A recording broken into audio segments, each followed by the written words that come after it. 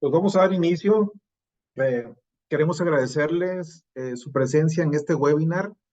La intención del mismo es darles a conocer las reformas de comercio exterior que tuvieron las disposiciones legales a finales de este año y que muchas de ellas iniciaron, vamos, con el inicio del año se han estado implementando. Entonces, sean ustedes bienvenidos.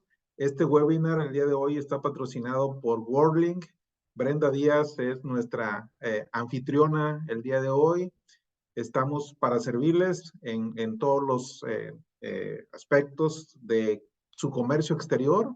Tenemos amplia experiencia en la gestión de muchos servicios que seguramente las empresas de comercio exterior requieren.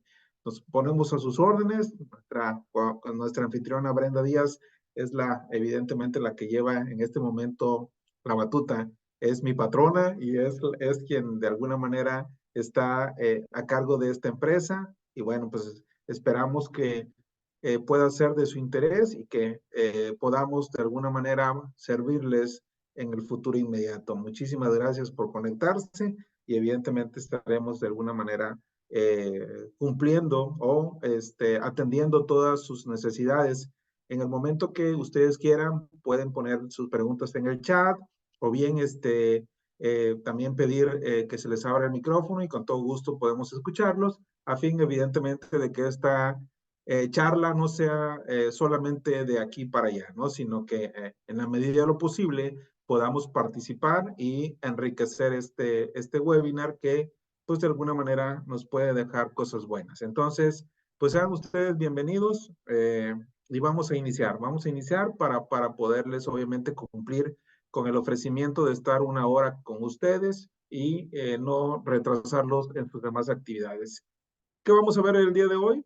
Pues vamos a ver los cambios que se tuvieron en las reglas de comercio exterior, básicamente, que pareciera que fueran muy pocos, pero son de alguna manera trascendental. Entonces, en ese sentido, pues evidentemente es importante que pongamos, obviamente, todos estos lineamientos jurídicos a efectos de que nuestro comercio exterior pueda seguir fluyendo, ¿verdad?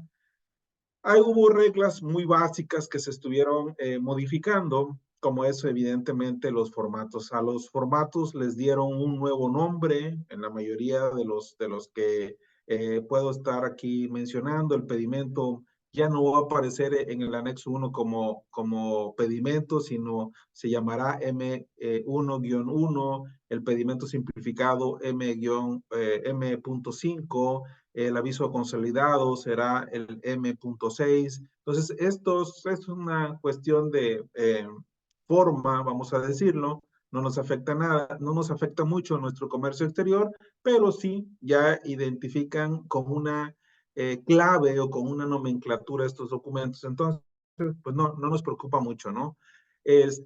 Aquí, evidentemente, algunos de los cambios más relevantes que se tuvieron en estas reglas como tal, ¿no? Y evidentemente hay una precisión en la regla 1.1 donde nos señala que los epígrafes y las referencias de la ley o de los ordenamientos jurídicos que se plasman en la parte de abajo de cada una de las reglas solamente tienen un valor indicativo y no crean ningún derecho. Entonces, por aquello de que a veces hay una referencia legal, que pudiera a lo mejor existir una referencia legal que no es tan precisa o que no es tan clara, pues la autoridad dice, pues yo te la pongo para que la tengas de referencia. Sin embargo, esto no hace una liga, vamos a llamarlo de esta manera, entre la disposición de la regla y la referencia jurídica que hace en la parte de abajo. Entonces, eso solamente decir, tiene un valor indicativo, no nos vamos a preocupar. Si la regla refiere a un artículo de ley o a una disposición en particular, es ahí donde tenemos que atenderla de manera puntual, ¿vale? Entonces, en ese sentido, pues ya la autoridad todavía viene a confirmar más un criterio que ya aplicamos de una manera. La regla 121, que obviamente refiere de alguna manera a la utilización de los formatos y modelos para la presentación que se tienen que utilizar, mejor dicho, los que están vigentes a la fecha de la presentación del trámite. Es decir, por ejemplo, ahorita que salió publicado el nuevo perfil del socio comercial o del operador económico autorizado, si tu formato que tú vas a presentar, que trabajaste, mejor dicho, con un formato del año anterior, pero casualmente hace 5 días se publicó el nuevo formato. Entonces, si tú vas a presentar la información en el formato anterior, muy seguramente te lo van a rechazar porque esta regla, la 121, te precisa que el formato que se debe utilizar será el que esté vigente cuando tú presentas tu trámite. Entonces, no se vale que me digas, oye, es que yo estuve trabajando desde octubre en hacer en detallar o en estar de alguna manera requisitando el formato del operador económico autorizado en el formato anterior. Bueno, si te ganó el tiempo y no lo has presentado, que dicho sea de paso, ahora tendrás hasta el 3 de febrero para poderlo presentar, pues evidentemente tienes que hacerlo en el formato nuevo, ¿no? Entonces, pues ya de alguna manera te ganó el tiempo y hoy hay un formato nuevo y en términos de esta regla 121, pues se tiene que presentar con ese formato vigente, nuevo al momento de la fecha en que tú presentas tu trámite, ¿sale?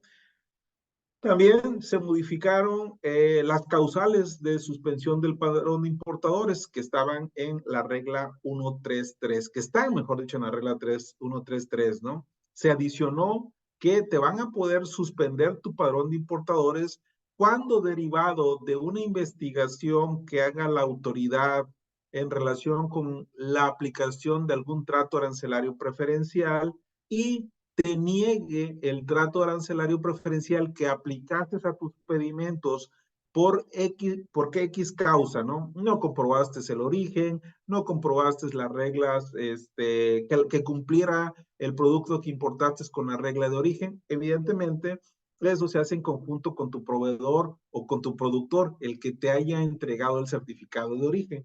Entonces, si tu certificado de origen fue incorrecto, si te negaron el trato arancelario preferencial porque tu proveedor no pudo comprobar o no pudo sí, comprobar que su producto calificaba como originario conforme a la regla de origen, pues te niegan el trato arancelario preferencial.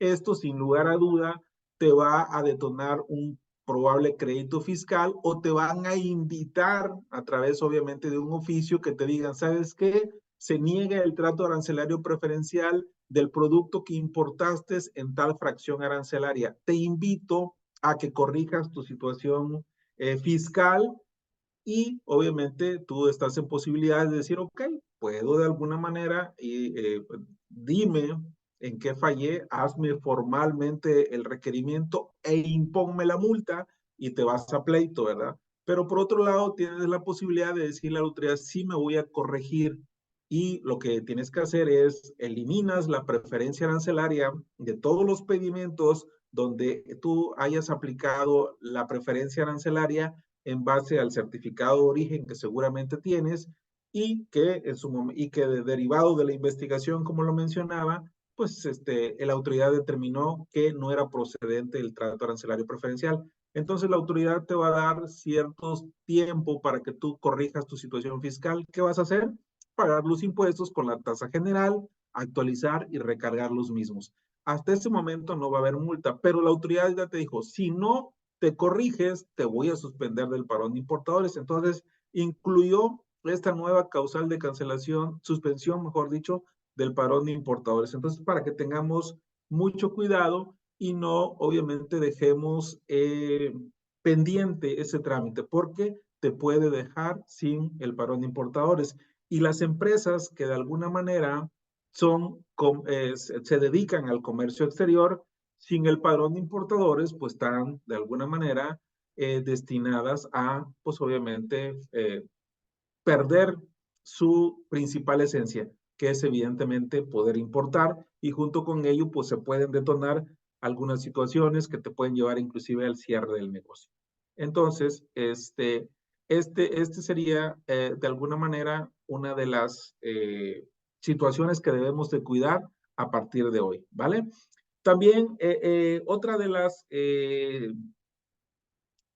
causales de cancelación o de suspensión, mejor dicho, del padrón de importadores pasa por las famosas retenciones que cuando tú haces una compra en territorio nacional a un extranjero de una mercancía que se encuentra precisamente en territorio nacional, tú te obligas a hacerle la retención a ese extranjero y a enterar esa retención a la autoridad hacendaria. Me van a decir, a ver, explícate un poquito más, no te entiendo cómo pudiera yo configurar esa hipótesis, ¿verdad? Ustedes saben que actualmente hay operaciones que se llaman pedimentos V5. Estos pedimentos V5 le permiten, entre otras cosas, al operador económico autorizado, las empresas que tienen la distinción de operador económico autorizado, a poder transferir las mercancías a una empresa nacional para que las importe en forma definitiva, sin necesidad que tengan que salir del país para poder cumplir con la obligación de retornar las mercancías. En ese escenario, quien hace la importación definitiva de esos bienes que vinieron transferidos o que te los entregó una IMEX, regularmente maquiladoras aquí en territorio nacional, y se las compra. Como no se las puedes comprar a la IMEX directamente porque no puede vender, la IMEX maquiladora no puede vender en México, entonces de manera virtual la maquiladora las regresa al extranjero, a la dueña de las mercancías que regularmente es su corporativo, y la empresa mexicana va y le compra virtualmente a la empresa extranjera que tiene el material aquí en México en su maquiladora.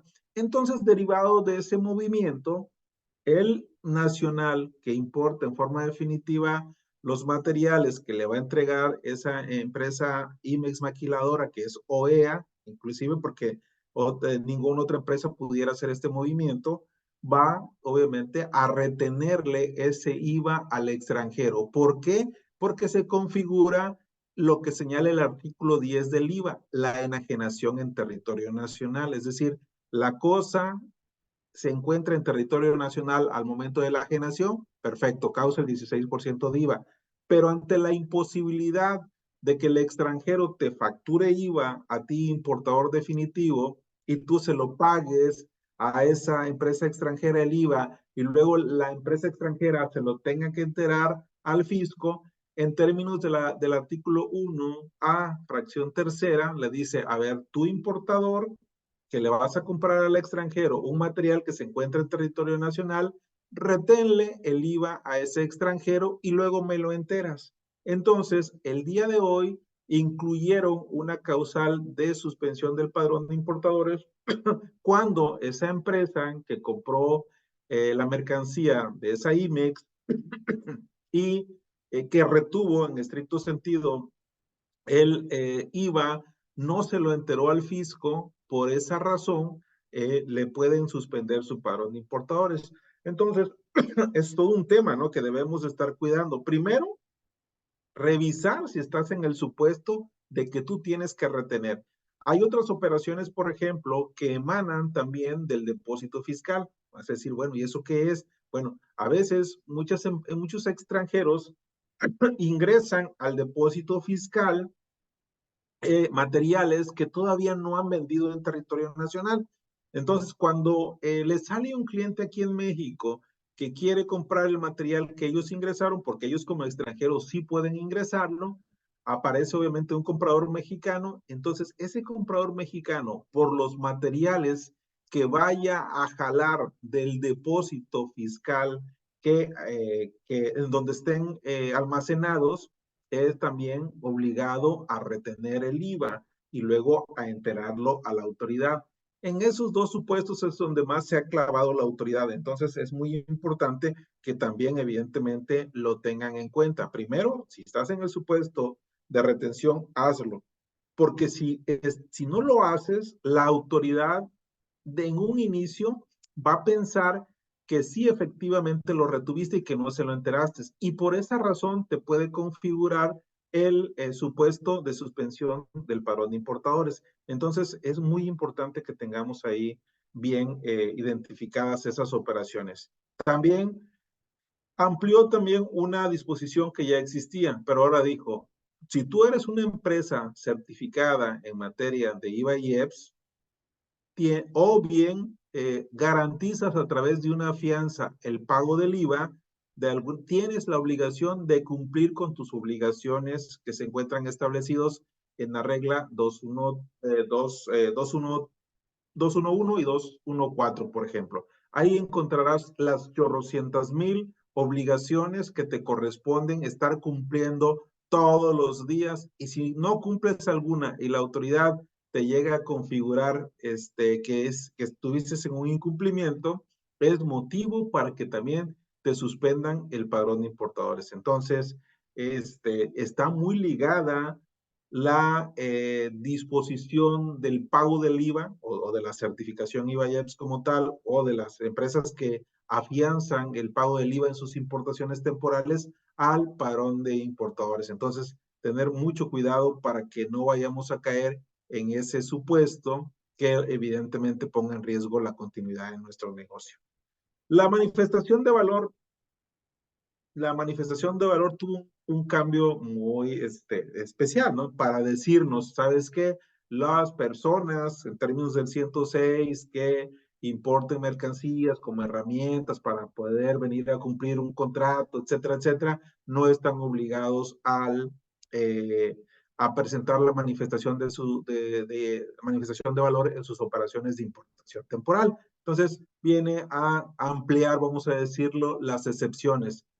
¿Qué esperábamos también en esta resolución miscelánea fiscal? Que ya nos dijera cuándo va a entrar en vigor la famosa manifestación de valor electrónica, lo cual evidentemente la siguieron postergando. En los artículos transitorios se sigue manifestando que la disposición de esta regla en términos de la manifestación de valor electrónica va a entrar en vigor 90 días posteriores a que se publique en el en el portal del SAT el nuevo formato. Evidentemente, al ser electrónico, el formato tendrá que vivir, no sabemos si en ventanilla única o en algún otro aplicativo que la autoridad aduanera determine como tal, ¿verdad? Entonces, pues para efectos de la manifestación de valor, sobre todo la electrónica, se mantiene todavía la disposición de que hasta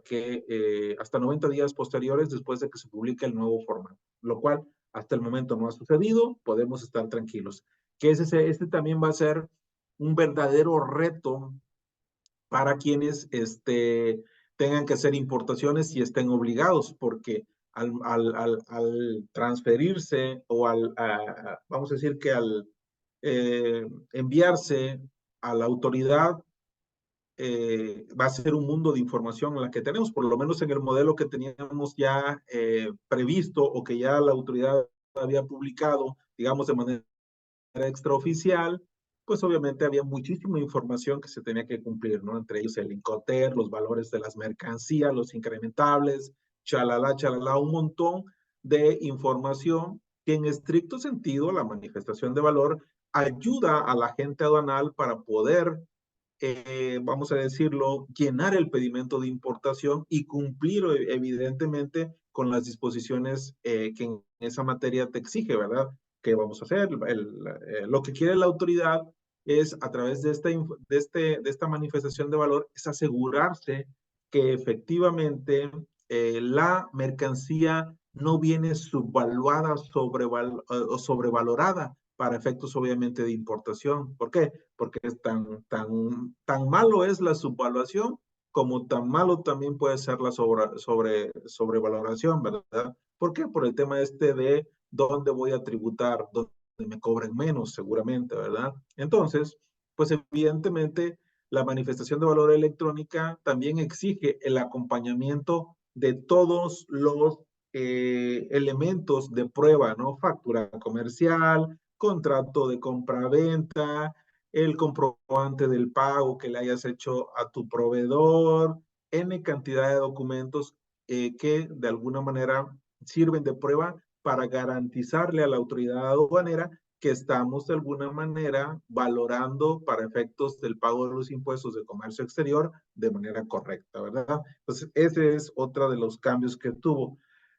La regla 3126 también evidentemente nos precisa que ahora, no me han dicho, nos señala que si queremos importar una mercancía por diferentes aduanas y en diferentes momentos, ya no lo vamos a hacer a través de un escrito libre que existía como tal. Ahora, obviamente, lo vamos a hacer a través de la ficha de trámite 147LA. Ya es más específico, le dan más formalidad y ahora ya no, ya tiene un lineamiento como tal. Se presenta ante la DACE, ya también de manera electrónica, y esto permitirá, evidentemente, tener un mejor control a la autoridad de esas solicitudes o de esos avisos que se hacen precisamente para poder fiscalizar de manera mejor, ¿no? Tú puedes decirle a la autoridad, ¿sabes qué? Yo quiero importar, no sé, una línea de pintura, por ejemplo, ¿no? Entonces le decís, perfecto, ¿dónde la vas a traer? Bueno, la voy a traer de Canadá una parte, la otra parte la voy a traer de Alemania, y al final del día yo voy a comprobar que se trata de una línea de factura. Y todos los pedimentos que traigas por la aduana de Veracruz, de Altamira, del aeropuerto de la Ciudad de México, de acá de Laredo, de cualquier aduana que puedas entrar, vas a entrar con una sola fracción. Para esto sirve este aviso, ¿verdad? Y evidentemente, cuando hayas concluido el montaje, digamos, de esa línea de pintura, estás obligado a decirle a la autoridad 5 días antes a que hayas iniciado que vayas a iniciar el proceso de producción, ¿verdad? O que vayas a utilizar la máquina como tal, para que la autoridad decida si va a confirmar que lo que hayas puesto en los pedimentos sea lo correcto. La fracción arancelaria que determinas en cada uno de ellos va a decir, ah, sí, efectivamente era una línea de pintura y tú puedas continuar con tus procesos y ya de alguna manera se cierre esta disposición. Entonces ya tenemos una ficha de trámite para estos efectos como tal. También, evidentemente, cuando la regla 3132 nos vino a señalar ya de manera puntual también que cuando estemos ante el uso de pedimentos consolidados, solamente fue una precisión, ¿verdad? Lo tenemos que hacer, el aviso del consolidado, que así se llama, COBE consolidado, lo tenemos que integrar a un DODA. ¿Sí? O un DODA o un PITA para poder hacer la modulación del mecanismo de selección automatizado. Entonces, obviamente, y a ese DODA, pues le vamos a integrar lo nuevo de este año, el CFDI con complemento carta aporte, es decir, a la documentación aduanera, llámese DODA, llámese PITA, ahora sí es obligatorio incluir el folio fiscal del CFDI con complemento carta aporte, y ahorita lo vamos a ver más específico, pero en esta regla en lo particular, lo único que vino a hacer es, como no lo decía anteriormente, ahora es, preséntame este trámite con el DODA. El DODA es un documento que sirve para que los transportistas puedan de alguna manera modular los pedimentos. Antes era con una relación, ahora es con este instrumento, que es el famoso DODA, que también es un documento. Pero las aduanas más adelantadas tienen algo que se llama PITA. Y en el PITA, lo único que presentan al momento de llegar al mecanismo de selección automatizado es el gafete del chofer que conduce el vehículo, ¿verdad? Del transportista, ¿vale? Entonces ahí integran la información de los pedimentos que lleva el camión que conduce en ese momento el chofer. Entonces, a través obviamente de una lectura automática, leen el código de barra del chofer en el esquema PITA y automáticamente le jala la cantidad de pedimentos que tengan integrados a ese tipo a ese gafete en ese momento. Obviamente hay que hacer algunos trámites. El transportista tendrá que seleccionar o el chofer tendrá que seleccionar dentro de una aplicación el tipo de integración que ampara las mercancías que lleva en el vehículo que está conduciendo en el momento de que llega al mecanismo de selección automatizado. ¿Vale? También la regla 1341 hace referencia, lo cual no existía anterior, es una formalidad jurídica que la autoridad de alguna forma estipuló en esta regla 3141, es una regla nueva. Ahora dice que para efectos, obviamente, de todas las referencias donde hace mención el pedimento, el pedimento será lo que menciona el anexo 22, ¿no? Conforme al instructivo llenado del pedimento que se encuentra en el anexo 22. ¿Es una precisión jurídica? Sí, claro. Con esto le da certeza a todos los artículos o a las disposiciones que mencionan un pedimento como tal. No hay tema de qué preocuparse. También la regla 3725 modifica este título de la regla, tampoco tiene mucha trascendencia, vamos a decirlo, en nuestro día a día, para precisar ¿cómo se llama? Las infracciones por temas de datos generales inexactos o falsos o omitidos serán obviamente los campos del pedimento que se encuentran listados en el anexo 19. Entonces, ves una sola precisión. Antes decía era para efectos del artículo 184, etcétera. Pero ahora ya viene a precisar que son obviamente para poder fincar responsabilidades en cuanto a los datos generales inexactos. Entonces, es una redacción, no pasa absolutamente nada.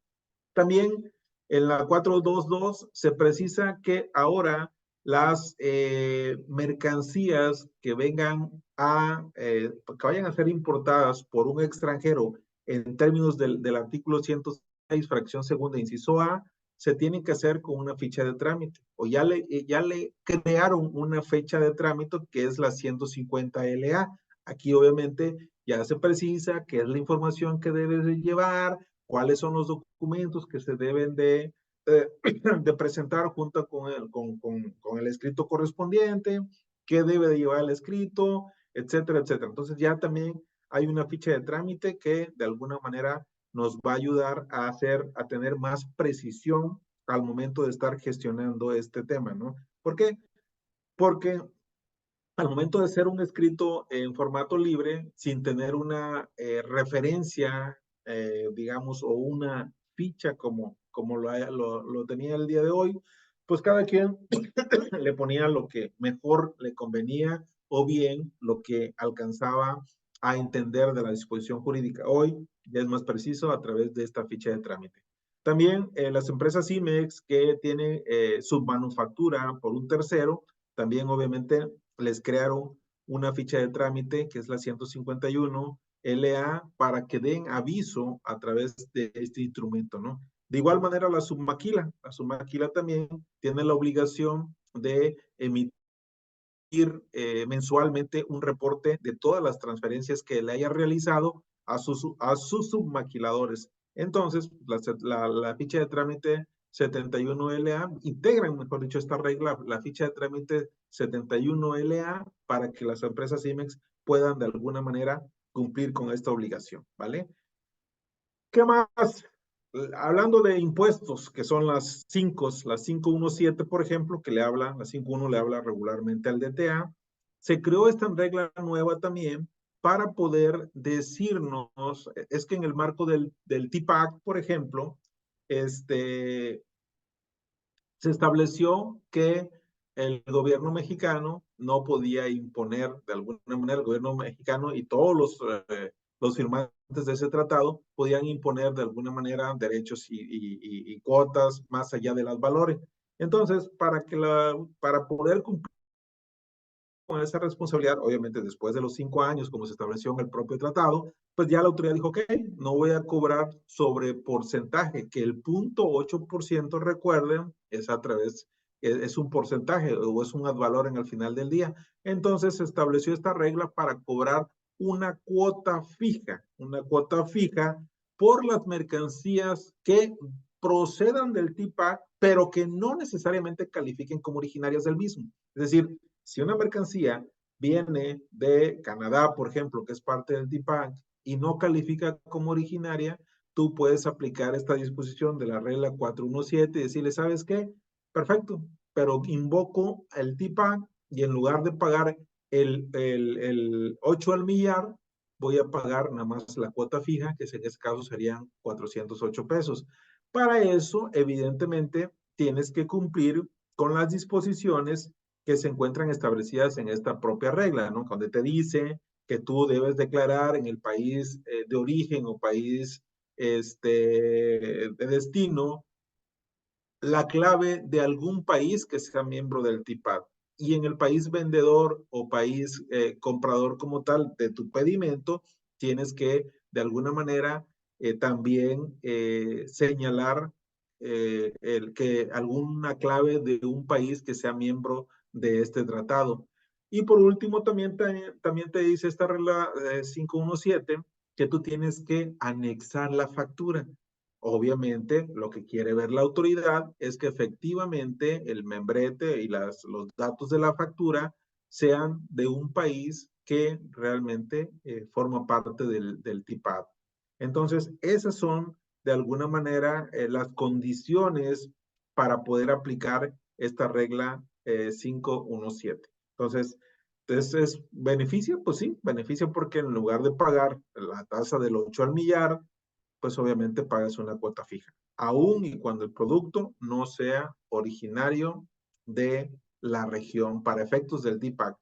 Por el hecho de en el TPAC haberse firmado esta disposición, por ese solo hecho, cuando las mercancías vengan procedentes de este país, pues evidentemente van a poder tener un derecho de trámite aduanal, vamos a llamarlo preferencial, porque en lugar de ser la tasa general del 8 al millar, podrá ser la tasa fija o la tasa mínima, que son los 408 pesos, ¿vale? Entonces, en esta parte, ¿sale? Otra de las disposiciones que trajo estas reformas para 2024 fue lo que tiene que ver con el anexo 13. Este anexo 13, entre otras cosas, actualiza anualmente las multas que se tienen que estar pagando o las cantidades que se toman de referencia a lo mejor para la imposición de una sanción, vamos a decirlo, ¿verdad? Temas de cancelación de patente, temas de cancelación de la autorización por ser empresas, agencias aduanales, quienes hayan alcanzado, etc. Entonces, en este anexo 13 se establecen las cantidades actualizadas, ¿no? Y, por ejemplo, para el tema de COBES, que es una sanción que se encuentra establecida en el 184B de la ley aduanera, en lugar de pagar 26,160 pesos como era antes, ahora vas a pagar 29,420 pesos como multa mínima de un COBE como tal. Entonces, el tema del COBE, pues cada día nos sorprende más cómo ha crecido, ¿no? Cuando empezó el tema de la ventanilla única allá por 2012 y después en el 2016 establecieron esta multa, pues empezó en los 19,000 pesos y ya llevamos, ahora vamos en los 29,420 pesos como tal, ¿no? Entonces, sí es un tema muy relevante que debimos de seguir nosotros cuidando, agencias aduanales, importadores, exportadores, porque a hoy la autoridad se le acaban las posibilidades de poder recaudar, ¿verdad? Cada día, obviamente, eh, han desaparecido muchas multas, hay algunas facilidades que dan. Entonces, la autoridad cuando llega a hacer una auditoría, en donde busca primero es en los COBES, ¿no? Porque ahí sabe que puede haber una buena oportunidad de poder hacer recaudaciones, ¿no? Y pues obviamente el COBE pues se encuentra, tiene una regla 1919 donde se estipula cuáles serán los campos multables. Entonces, hay que seguir revisando, hay que seguir cumpliendo con esta disposición para precisamente no caer en esta multa tan excesiva de los 29,420 pesos que el día de hoy de alguna manera se deben de pagar para este 2024, ¿no? También, otra de las disposiciones que creo que es relevante es el tema de las presentaciones extemporáneas, ¿no? Si tú no transmitiste una información en el pedimento, en el DODA, como es el caso evidentemente ahora de que en el DODA debemos de incluir el CFDI con el folio fiscal del CFDI con complemento carta aporte. Si lo omites, muy probablemente la autoridad te llegue a sancionar con esta multa. ¿Por qué? Porque tiene la facultad para poder imponerte los 4,790 pesos por la omisión de esa información o de la documentación, cualquiera de las dos. Si omites la información, es causal, evidentemente, de una multa de presentación extemporánea, porque lo que va a hacer la autoridad es, no viene en el DODA, el folio fiscal del CFDI con complemento carta aporte. Te va a decir, perfecto, vuélveme a traer el DODA y te lo voy a pedir como presentación extemporánea y te van a multar muy seguramente con 4,790 pesos, que anterior a esta reforma o para 2023 fue de 4,260 pesos. Entonces, pues obviamente sí actualizaron de manera contundente estas disposiciones, obviamente, para buscar seguir recaudando como tal. Entonces, sí es importante que las tengamos en cuenta porque evidentemente no tan solo en aduana, sino en facultades de comprobación, la autoridad te puede pedir el DODA y si en el DODA no viene el folio fiscal con el CFDI con complemento carta aporte, pues obviamente te va a querer sancionar. ¿Cuáles son las empresas de transporte que no están obligados a emitir el CFDI con complemento carta aporte y junto con ello entregar a la agente aduanal el folio fiscal correspondiente? Son las empresas de transporte que están constituidas en el extranjero o que tienen establecimiento permanente en el mismo. Entonces, si tú te vas a animar a no declarar el folio fiscal con complemento carta aporte en tu DODA, solicítale a tu transportista que de alguna manera te presente el CAD donde se manifieste CAD, código alfanumérico del transportista, ¿sí? Es un registro también que que hacen los transportistas en la ventanilla única y ahí plasman sus generales. Evidentemente, si eres una empresa extranjera, vas a aparecer como extranjero, ¿verdad? Entonces guarda ese documento para poder decirle a la autoridad, mira, mi DODA dice que es el CAD ABCD y el CAD ABCD está registrado como si fuera una empresa extranjera. Entonces, en automático no estaba obligado a transmitir el folio fiscal del CFDI con complemento carta aporte en el DODA como tal, ni en el PITA.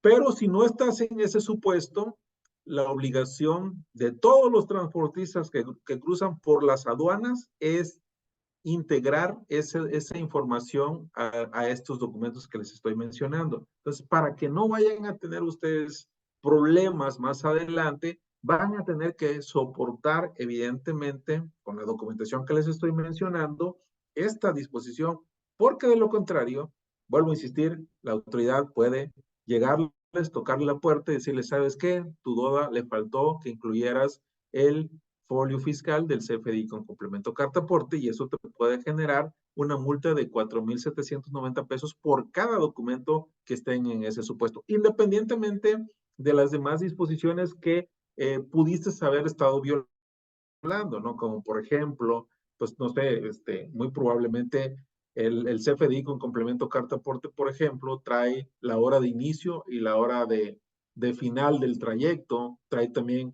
que le pongas el pedimento, que le pongas otras cosas. Entonces, si eso no lo consideraste dentro de tu CFDI con complemento carta aporte, pues también pasa a otra sanción que pudiera ser, evidentemente, la no deducibilidad o una multa que va de 880 pesos hasta 17,000 pesos por cada CFDI que esté mal, ¿verdad? Entonces, son cosas que creo que para este 2024 debemos de empezar a estar cuidando o tendríamos que estar empezando a cuidar como tal, ¿verdad? Entonces, esa sería también mi recomendación.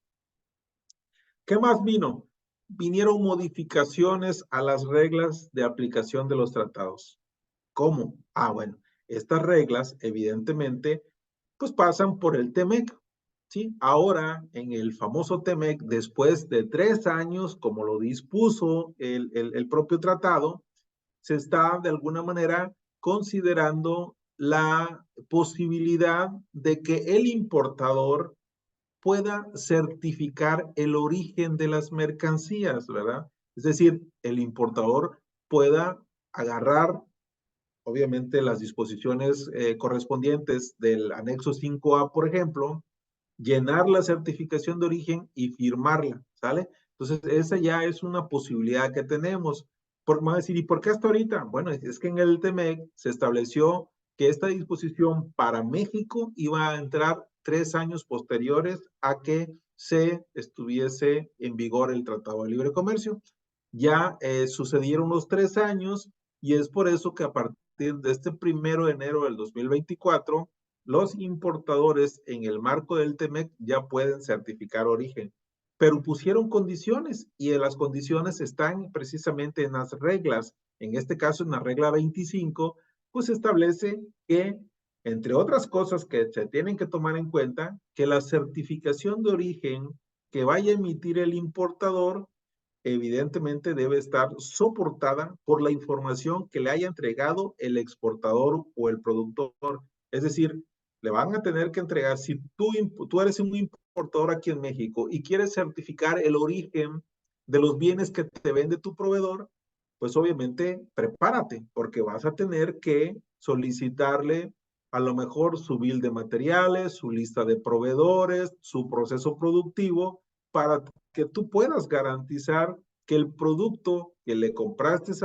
a tu proveedor califica como originario del Telecán y tú vas a aplicar que la regla de contenido regional, la regla de brinco arancelario, la regla de minimis, la regla de probablemente de componentes intermedios, etcétera, etcétera, etcétera. Entonces, si es una ventaja o si es una posibilidad que tenemos en el marco del TEMEC de que el importador pueda certificar origen, pero si lo hace, vamos a decir que le genera más responsabilidades. Entonces debemos de tener mucho cuidado al momento de estar de alguna manera eh, tomando, vamos a decir, la posibilidad de poder nosotros hacer la certificación de origen como tal. ¿Por qué? Porque vuelvo a insistir, viene acompañada de muchas responsabilidades. Las responsabilidades que eran del productor o del exportador, cuando tú certificas el origen, quedan de alguna manera bajo tu resguardo, bajo tu responsabilidad. Todo tú le quitas la responsabilidad al proveedor y asumes tú esa responsabilidad. Le quitas la responsabilidad al exportador o al productor y tú asumes esa responsabilidad como importador y como firmante o certificador del tratado, de la certificación de origen como tal. Entonces, obviamente, ahí está la disposición, pero yo te diría, piénsalo. Si eres una empresa relacionada, por ejemplo, pues a lo mejor y tienes acceso al SAP corporativo o el sistema o el RP corporativo, pues a lo mejor es una buena opción para en lugar de estarle diciendo a tu contraparte que está en Estados Unidos, oye, mándame el certificado de origen,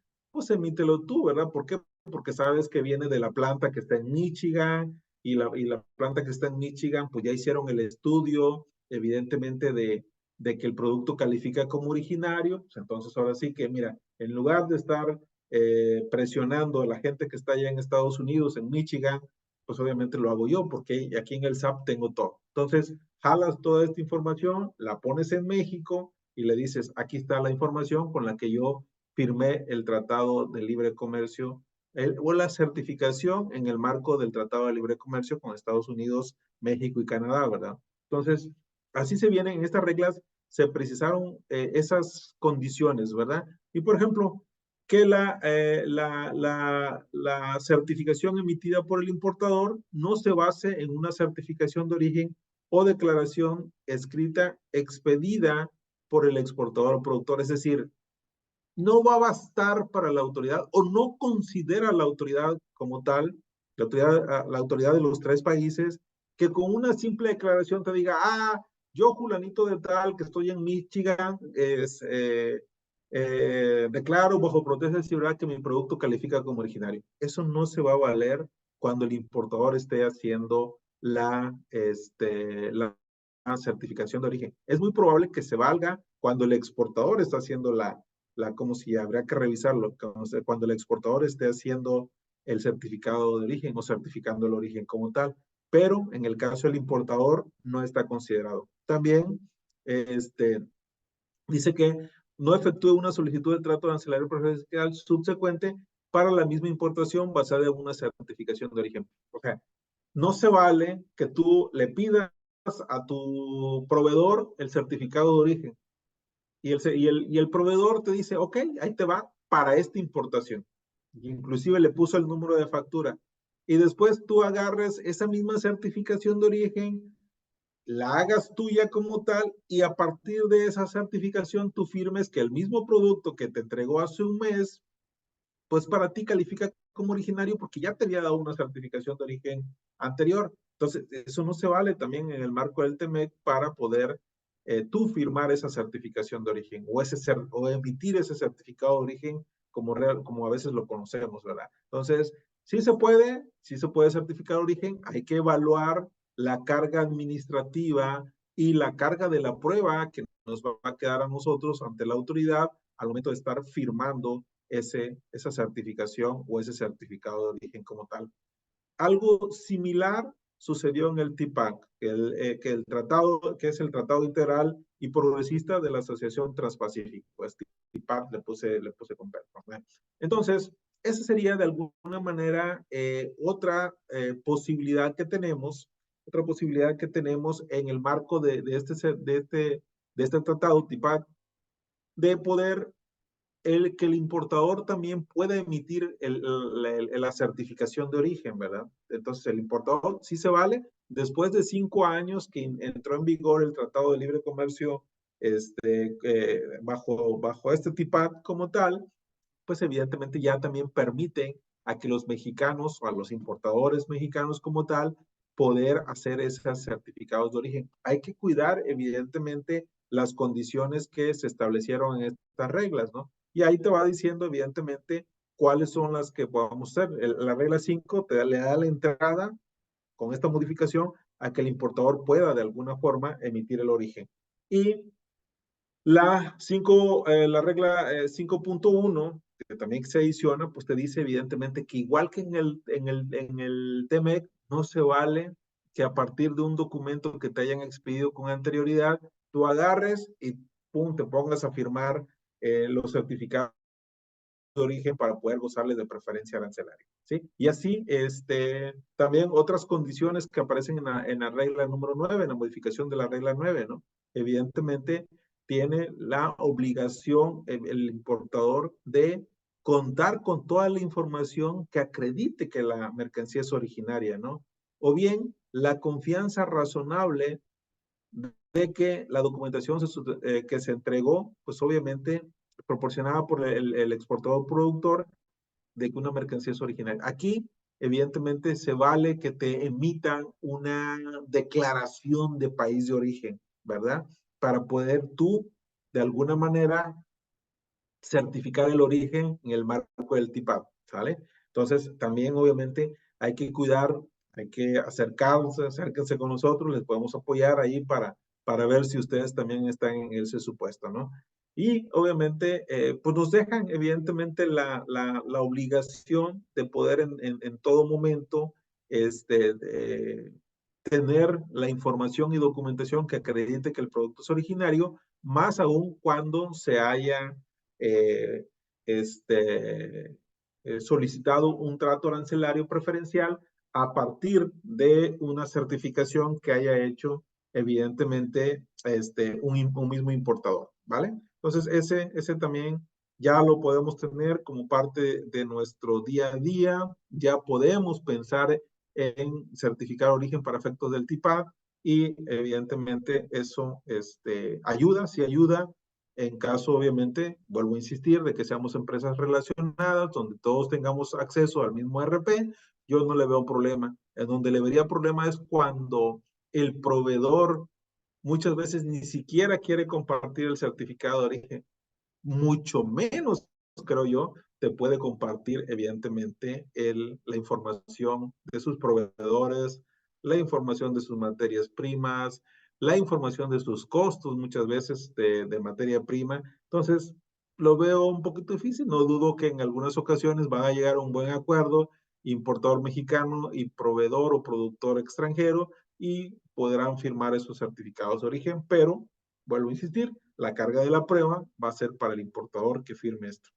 Y algo que, pues obviamente, ha venido de alguna manera a, pues, si no distorsionar, no le quiero poner la palabra distorsionar, sí a complicar un poquito el desarrollo de la operación del día a día, ¿no? Hoy, con la entrada en vigor, evidentemente, de esta disposición de que a partir del 1 de enero del 2024, todas las operaciones que crucen por aduana deben de llevar el CFDI con el complemento carta aporte, pues obviamente trae de cabeza a nuestros transportistas. ¿Por qué? Porque muchos de ellos desafortunadamente no se prepararon, ¿verdad? No se prepararon para poder de alguna manera automatizar algunas partes de los procesos. Entonces, y también hubo muchos clientes, importadores o exportadores que no se han preparado. Nosotros tenemos un curso que pronto también les vamos a llegar la invitación de cómo, de un taller, mejor dicho, del llenado del CFDI con complemento carta aporte, así como el análisis de las disposiciones jurídicas que aplican a cada uno de los participantes. Bueno, hay varias figuras, ¿no? La empresa de mensajería y paquetería, la empresa de valores, la empresa que hace consolidación, la empresa que hace únicamente transportes locales, la empresa que corre o presta el servicio a través de carreteras de jurisdicción federal. Todas ellas tienen una responsabilidad, pero el transportista, ya que estás dentro de esos supuestos, tienes cierta responsabilidad en la emisión o el llenado del CFDI con complemento carta aporte. Y otra información, otra responsabilidad también es de quien contrata el servicio. Si tú eres el importador o el exportador que contratas el servicio, o eres el operador logístico, o eres la agencia aduanal que contrata el servicio de transporte para que te hagan el cruce de la mercancía, por ejemplo, de Laredo a Nuevo Laredo o de Nuevo Laredo a Laredo, estás obligado a entregarle al transportista, en términos obviamente de la miscelánea fiscal, todo lo que tenga que ver con las mercancías, desde su fracción arancelaria, su clave de producto SAT, que hay más de 35,000 posibilidades en el catálogo de productos para el CFDI con complemento carta aporte. Entonces, todo lo que tenga que ver con las mercancías, si es material peligroso, en cuándo viene embalado, cuántas piezas son, cuál es el valor de las piezas, todo eso es responsabilidad de quien contrata el servicio. ¿Quién lo puede contratar? La persona importadora, la persona exportadora. En nuestro mundo de comercio exterior, yo como estoy muy asociado al comercio exterior, le estoy hablando de este mundo del comercio exterior. Pero igual, si ustedes obviamente hacen traslados en territorio nacional, la responsabilidad de entregar los datos de las mercancías es también de quien contrata el servicio, ya sea el expedidor o bien el que te pide que vayas con su proveedor a recoger esa mercancía, ¿verdad? Entonces son estas cosas que de alguna manera tenemos que tener en cuenta. Les digo, lamentablemente hay muchos transportistas que no se prepararon porque hasta el 31 de diciembre no era obligatorio integrar a la documentación aduanera el famoso folio fiscal con el CFDI con complemento carta aporte. Entonces, ¿qué cambió? Que ahora, en lugar de hacerlo a posteriori, después de que cruzaba por aduanas, ahora lo están haciendo previo a ello, ¿verdad? Y obviamente, pues a veces en la frontera o en cualquier aeropuerto o en cualquier aduana marítima, pues te complica la situación, ¿verdad? ¿Por qué? Porque le tienes que hacer llegar la N cantidad de información de las mercancías que contiene tu contenedor o tu caja trailer. Pudiera obviamente ser un solo producto, ¿no? Ah, traigo 20 toneladas de resina, no sé, eh, de resina de alta densidad, por ponerte un ejemplo. Ah, bueno, pues es una clave de producto, es un valor, son 20 toneladas, no pasa nada. Me hago me hago el CFDI con complemento carta aporte inmediatamente. Pero cuando son, no sé, 50 números de partes y cada uno de esos números de parte tiene una clave SAT diferente, que dicho sea de paso, lo primero que hay que determinar es la clave SAT, ¿verdad? Y a lo mejor no me preocupa mucho las empresas que revenden lo que importa. ¿Por qué? Porque muy seguramente ya tienen determinada su clave SAT con la que hacen la venta una vez que han hecho la importación. Entonces, pues esa información pásasela a tu agente aduanal, pásasela a tu operador logístico, pásasela a tu transportista y obviamente con ello, pues la autoridad va a tener trazabilidad, ¿no? Si la clave SAT fue 010101, en el momento de la importación, pues en estricto sentido, al momento de que tú estés vendiendo, pues tendrá que ser 010101, ¿verdad? Entonces, esa es la congruencia que también busca la autoridad al estar teniendo estos parámetros o teniendo estos catálogos, que se utilice la misma clave para poder de alguna manera garantizar que lo que importaste, lo que trasladaste y lo que posteriormente vendiste es lo mismo. Lo cual a lo mejor no sucede con empresas que importan materia prima y que pues obviamente así como llega la transformas en otra cosa. Entonces, estas empresas que importan materia prima, pues evidentemente durante el trayecto, o más bien dicho, durante esa importación, tienen que determinar su clave SAT y muchos pues todavía no lo habían hecho. ¿Por qué? Porque como la autoridad te dijo no va a ser multable cualquier error en la carta aporte hasta el 31 de diciembre también del 2023, pues muchos nos confiamos, pensamos que dijeron, seguramente va a ampliar un plazo de no hacer multable el CFDI, los campos del CFDI con complemento carta aporte, pero no, ya no hubo una ampliación, vamos a decirlo, a esa disposición. Solamente hubo la posibilidad de que la versión 2.0, que dicho sea de paso, también terminaba a finales de año, pudiera recorrerse hasta el 31 de marzo. Entonces, hoy hay dos versiones conviviendo. La 2.0 del CFDI con complemento carta aporte y la 3.0. La 3.0 ya incluye también información adicional que espero que nuestros amigos transportistas ya tengan habilitada esa versión, porque una vez que llegue el 31 de marzo, se acaba el uso de la versión 2.0 y ahí obviamente tendrán que integrar cosas nuevas. En ese taller que les mencionamos, viene obviamente incluido los campos nuevos que se tendrán que estar atendiendo cuando ya estemos al 100% con la versión 3.0 y evidentemente otras cosas que creemos que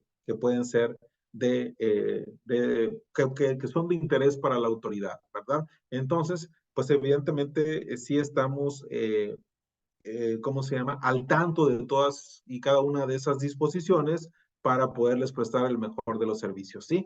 Entonces, prácticamente con eso termino la exposición que teníamos preparada para ustedes. Espero que haya sido, que siga siendo de utilidad y que pueda ser de utilidad en su comercio del día a día, en su comercio exterior y en lo que le podamos apoyar, de alguna manera contamos con toda la disposición para poder coadyuvar en todas sus obligaciones, ¿verdad? Déjame ver qué nos escribieron en el chat para ver si podemos de alguna manera hacer algo. Eh, bueno, gracias a la asistencia. Muchas gracias, Maricruz, por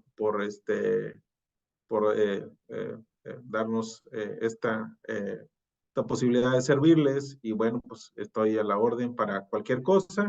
Le vamos a enviar este material en los correos que recibimos de ustedes para la inscripción. Le vamos a llegar con todo gusto este material y evidentemente quedamos a la orden para poder hacer lo correspondiente, y en caso de que requieran apoyo en alguno de los campos donde estamos de alguna manera incursionando, pues sería también evidentemente muy satisfactorio para nosotros y poderles servir en cualquier etapa de esta vida. Muchísimas gracias. Sigo y les deseo una bonita noche. Muchas gracias. Gracias a todos por su asistencia. Les estaremos mandando también un código de descuento para el primer curso de pago que tomen con nosotros. Se los hará llegar por medio de su correo electrónico, junto con el link donde va a estar la grabación y el material que se vio hoy. Muchas gracias, Brenda. Muchas gracias a todos. Un abrazo. Que estén bien.